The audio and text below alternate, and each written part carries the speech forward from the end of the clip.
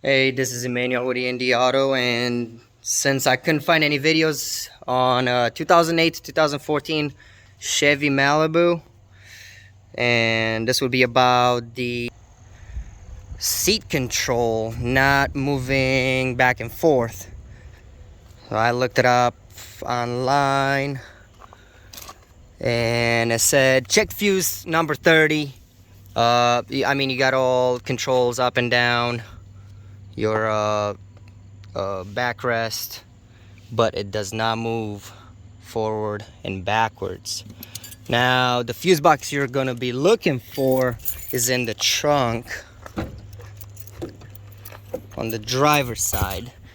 You got this little casing right here, and the clip is at the top. And you're gonna be looking for, this would be number 2 fuse. It's a 30 amp fuse. It is not blown, obviously, because my control's up and down. This fuse will control all the power modes on the seat as far as up and down. So if all your power controls don't work, look for the fuse.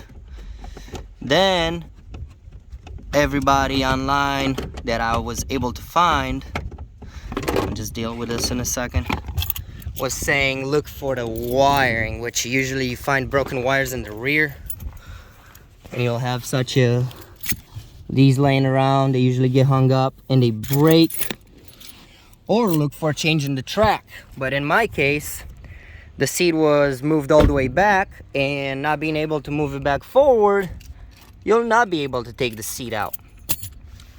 So you come here to the switch, and you have 3 motors. And let me see if I can zoom in. This motor will control your up and down, the one to the left. This one will control your seat going up and down. And this will control your lumbar. This front one that I did pull off controls your forward and backward motion. Has like 2 little drive shafts and with a couple plastic pieces over it. Well, here's how you know it's bad. Obviously, you check your fuse, you check your wiring, come to the switch, and you push it back and forth with your right hand.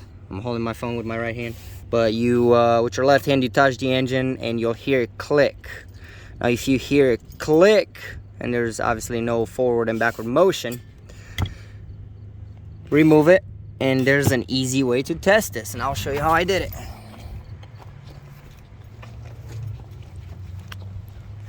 So I hooked it up to a battery here, got me 2 pieces of wires, and I clamped them down with the battery clamps.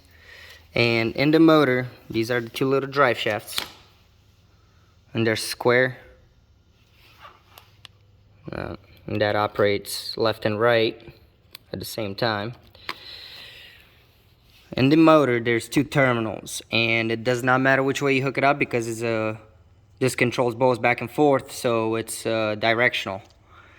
So when you hook it up, and this obviously should spin. Well, in my case it doesn't. It just clicks and just gets hot, and that tells me that the motor is fried. So this is how you solve that problem. There's 4 7mm bolts to take it out. The drive shaft just pop out. And replace the motor, and you should be good to go.